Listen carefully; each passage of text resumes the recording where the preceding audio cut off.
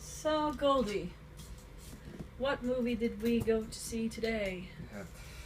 We just got back from seeing the movie Trolls, which I'll be honest, I was not looking forward to seeing, but because of what's his name, the cinema snob. The cinnamon snob. Oh God, no! Okay. Don't even think about what I just said. Right there. No. Brad Jones and Obscurus Lupa did a midnight screening of it, and I was like, they're not saying that it's complete dog shit, so... Well, also, like, I looked up on Rotten Tomatoes, it's got like a 75%, which I was surprised. I was expecting like 24 or something around the 20s. Whenever it comes to those cheap looking CG comedies that tries to use the same thing of what worked in Shrek. Any pretty much modern DreamWorks film that's not Kung Fu Panda or How to Train Your Dragon. But, no, so we decided, hey, let's go see it. And we just got back, and it looks like I'm exhausted from boredom, and that is not the case. I think my mind is just having a little bit of it's trying to recover from the sensory overload, because, oh my goodness, that movie is so much stuff happening at once. Not to mention so much color. It's a beautiful looking movie when it comes to colors and everything. It's really cool. If you like psychedelic colors and stuff, you'll like the movie. It's just like, I want to like it more than how much I actually like it, because it definitely has some of the plot elements of any other kid movies. It has somewhat of a formula, like you know what's going to happen. I think that's something that's going to take effect into a lot in movies. But it at least tried to be having its own identity with, like, some of the humor and everything. There were so many jokes that I was kind of like, did they just do that? Like, there's one joke where the character Branch, Justin Timberlake's character, there's 3 cutaways to him at oh yes, this was hilarious. At different parties. One was like a birthday party, one was a wedding, and then he keeps saying the Grambles are whatever the gremlin troll thing, not troll, the gremlin goblin thing. Yeah, basically. The Blargans, I think they were called. They were like, the Blargans are coming! And he throws over a cake, and then it's like, the wedding, the Blargans are coming! Flips over the cake again, and then you're at a funeral, the Blargans are coming! Flips over the table, knocks over the coffin, and a dead clown comes out. You know, for kids! It was great. That one, it threw me off guard. I was like, oh my God. But, like, you know, there's a lot of sarcastic and, yeah. And very schadenfreude humor in the movie, and I loved it. They were so good at timing that shit. They were. But then you had a troll. That's entire character trait is that he's covered in glitter, and he farts glitter. And it's just kind of like, oh, and here we are back to where we started. Yep. It seems to be the safe zone that a lot of filmmakers do whenever it comes to making these CG animated movies that are for the younger audience. They always like to incorporate a lot of that very, very immature humor, flatulent humor, basically. There's nothing wrong with fart jokes. You laughed at one of them. I don't remember which one, but you laughed at the cupcake one. Okay, the cupcake one was like, I wasn't sure whether or not I was laughing or not. Like, you were laughing. Okay, I probably was, but at the same time, I'm like, they seriously just threw in another fart joke. But the thing that got me laughing was when, I forgot what her name was, but she pulls him out and is like, cupcake? Oh, Poppy. Poppy and Branch are the 2 main character names. Yeah, so she goes to pull that out, and that's the part that I thought was funny. Like, cupcake? It's like, you're giving shit to someone who's approaching you. Yeah, and the soundtrack of this movie, really good. I like that they were incorporating like some of the lyrics, like "move your feet." They replaced some of the lyrics for "move your hair until united" and everything. Yes, But they the have thing the that I hair. did not like, and this was a bit of a pet peeve of mine, Mm-hmm.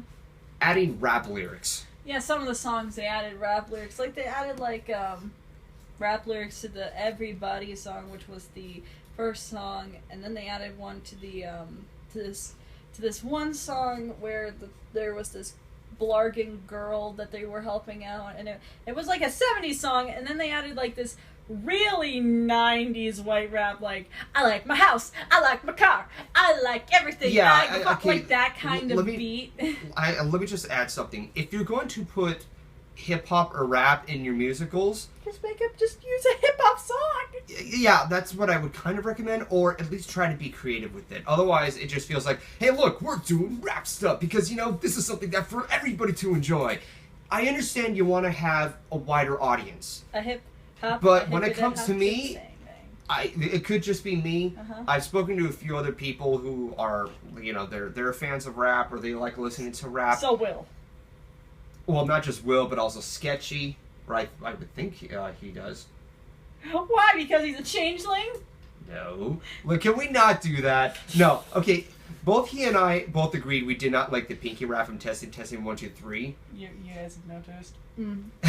But no, don't, like, when it comes to rap, I think it's extremely delicate. You don't just throw a rap in there for the sake of it, because otherwise it sounds like you're trying too hard.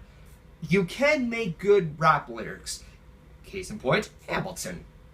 Yeah, or any Macklemore song. But, like, anyway, besides that, the songs that they picked, I think I kind of lost my shit a little bit, because when they were going to Leblargan Town, the song that they were using as the setup was Clint Eastwood by the Gorillaz. Yeah, I was like, oh my god. Are they? And the way they were walking and such, it's like, oh yeah, that's easily I'm reminding me of the happy. music videos that, like, they have their poses and everything. Yeah, but, like, I think my favorite part of that musical number was the fact that the musical number kind of just faded away with someone burying themselves while smiling. Yeah, because, they're all depressed and shit. Because the entire plot setup is that these creatures called Blargans don't know how to be happy, but they think that eating a troll makes them happy. found that one person found out that when you eat a troll, you experience true happiness, aka you get high. And so every year they go and they eat trolls so they can taste and remember what happiness is. But then the trolls escape, and we get a really good gag with the original troll doll designs, which are still creepy. But yeah. Also, apparently discording exists in this universe. Did you notice that? Yeah, Like, apparently one of the characters is very gray, and then you see what happens to Poppy, and she starts to reduce down to the grayscale when she was being very depressed. And so does everyone else. So basically, when you get depressed, you become discordant. But, like, it's like, I want to like this movie. And there were some things that I liked, but then it's just like, when they were taking 3 steps forward, they were taking 4 steps back, kind of thing. I mean, I like the 2 main characters. Poppy is like a Pinkie Pie, and I love Pinkie Pie. And Branch is the best character in this entire goddamn movie because he doesn't give a shit. And here's something that I actually kind of appreciate a little bit more. They didn't force, or they didn't try to cram it down your throat on the theme it was aiming for. The obvious thing it was aiming for was having positivity, and throughout the movie they constantly say you gotta be positive over everything, but Branch's character, when he goes to explain things in the beginning of the movie, he's warned them, don't throw a party, I'm not joining your party, it's a dangerous thing to do, of course it's going to happen, and he has a point about that. But it is true that you do have to be positive. There's a time and place for everything on positivity, and when you know what you're supposed to feel and how the movie is projecting that sort of emotion, which adds on to when a character is feeling upset or having a moment where they're sharing something, the movie stops and it aims for that and not try to throw it off or become a missed opportunity. I think the biggest thing that they were aiming for, and I think it kind of works when you think a little bit little bit about it, but it may be an oversight to kids, is that after they tell you, like, you know, be positive, but don't be positive all the time, because that was shown from Poppy when she had another character that she was in a relationship with, and in short, he was selling them out. Villainized booping. How dare they? Yeah. Boop. Like, I've seen these tropes done before. Like, it doesn't bother me that much, but it can. They pulled a Hans from Frozen. Yeah, they did that because, hey, Frozen was a popular movie. Let's look at the cliches on what worked over there. I mean, I did like the whole joke where it's like, before I was eaten, I had a spiritual revelation. I don't want to die! It's like, oh my, you know? I mean, that's a very shallow reason, and that just makes him more, like, unlikable. I mean, I love the fact that he was like, kind of jealous that you guys get to die, because at least you get to die with a clear conscience. It's like, oh, don't even try. It's like, huh. No, I didn't think of it like that. That may have proven a point, but that's not going to excuse your bullshit. I know. So I mean, he did get sent out on a fiery platter with the other villain. But, yeah. But like, the imagery in this movie, like I said, I like the visuals. Everything felt like you were inside of a scrapbook, kind of. Not like 100% scrapbook, but like when the scrapbook coming alive. But yeah, but like when the clouds rain and stuff, they didn't rain water. They rained like the transparent confetti stuff that you get, or like the little holographic thingy. And like even the Blargans eyelashes, when you look at them, they're not like actual rendered eyelashes. They look like pieces of felt that you cut into eyelash shapes. Mm-hmm. And it's like, I really like that because, I mean, especially with DreamWorks, when they were starting with like Shrek 2 and everything, they work really hard to try to make sure that everything kind of like adding realism to the cartoony stuff. And besides the hair, because oh my goodness, that hair texture, they really tried to add this weird, soft, fake looking thing, but fake in a good way. Yeah. And the musical numbers, they felt like they spanned from really cool music videos from the 80s to other music videos from the 80s. Especially the song that the Blargan, when they were singing Hello by Adele, there was one point where they had like the king's face, but her the eyes of it were the head of the person singing it. It's like, I feel like I've seen this in an 80s song. I don't know if that 80s song was good, but like it was a cool. They if these people directed animated music videos, they would make a killing. Yeah, they would.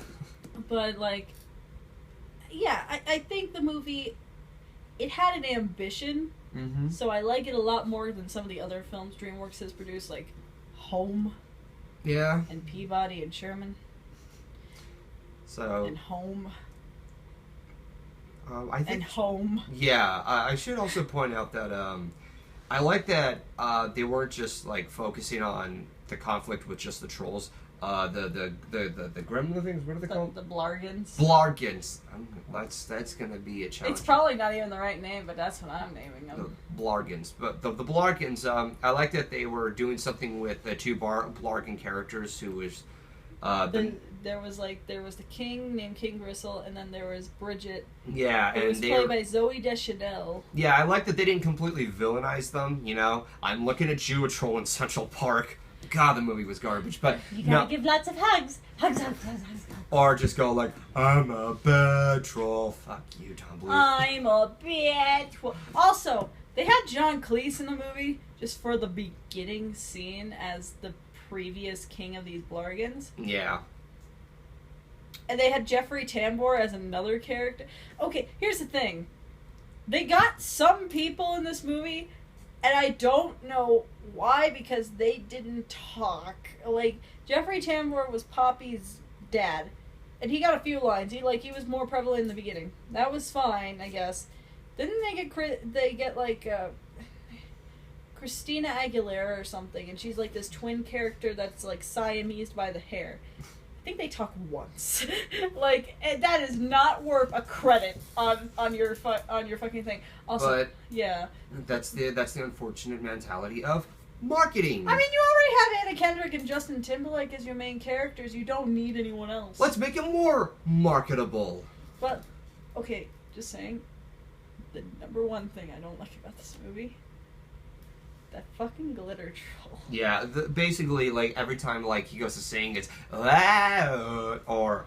It's as it is, it's glittery, and it's like, I wouldn't say it's hard on the eyes, but it's questionable. Every single joke he has is a fart joke or a butt joke because he's one of the few trolls that doesn't wear clothes. And it's just like, and it's also like, I don't know why. He barely talks. The side characters are pretty much non-existent in this movie. And, like, for some reason, he infuriates me. I don't like his design. He's supposed to be a walking disco ball. I mean, when they're having their raves, the other glitter trolls hug each other and they become disco balls. Like that, I know that's their purpose. However, like whenever he sings, I mean, he barely talks in the movie. I think he says no once, but when he sings, he has the audio tune thing. Which, by the way, why did you get T-Pain?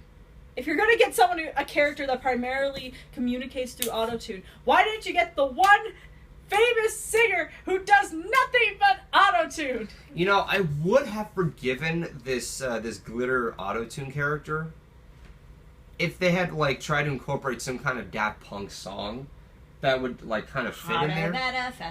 Harder, Better, Faster, Stronger could have been a montage song. Yeah, that would have been a really good montage. Work it harder, better, make it better, faster, make it stronger. And his hair would do, like, weird robot things. Yeah, that would have been really cool. Or Mr. Roboto. I'm surprised that they didn't use Mr. Brightside in this song. Yeah, there's so many. Or Mr. Blue Sky, since Branch's actual color. Blue Sky, please tell us why. Yeah. Because Branch is actually blue. It's like, oh, see, these could have worked. But, like, no, I also didn't like him just simply because there was this one scene, and it's because I noticed small things, like little details. They had, like, this hug time thing in the beginning, and he was rubbing himself, and it's like, oh, I'm not gonna like you, aren't I? Mm. And, like, some of the little details of the movie I will give. Like, they had, like, the hot sauce that they put on the like, the Blargans put on the taco, and it was called Chef Filet instead of Chick-fil-A. And it was like, oh, that's God. I don't get why you're putting that on hot sauce, but I like that. Yeah, so this movie, I would recommend it if you really want to. I have to recommend it because it's a movie that I think no one can have the exact same opinion about. Yeah, personally, like, I expected to hate this movie, but I don't. But I wouldn't say it's, like... It ain't? I wouldn't say it's all that great, but it's harmless. Yeah, I mean, it's better than a Minion movie. If you had to take your kids to something, take this and... Shut up. Banana. Yeah, it was cute the first time in Despicable Me. We didn't need to have a movie about it and have it market all over the place. We didn't need to have them sing YMCA at the end of Despicable Me. Anyway, no, like, it has a good soundtrack if you like musical, like, jukebox musical thingies. Yeah.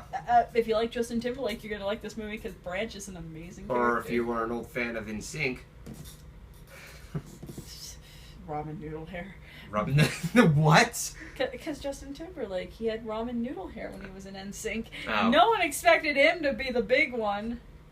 But either or, yeah. Yeah, so I would recommend seeing it for yourself because this is a movie that it does have something I think everyone could grab onto, but not everyone at once kind of thing. If you get what I mean. So I give it a slightly diagonal thumbs up.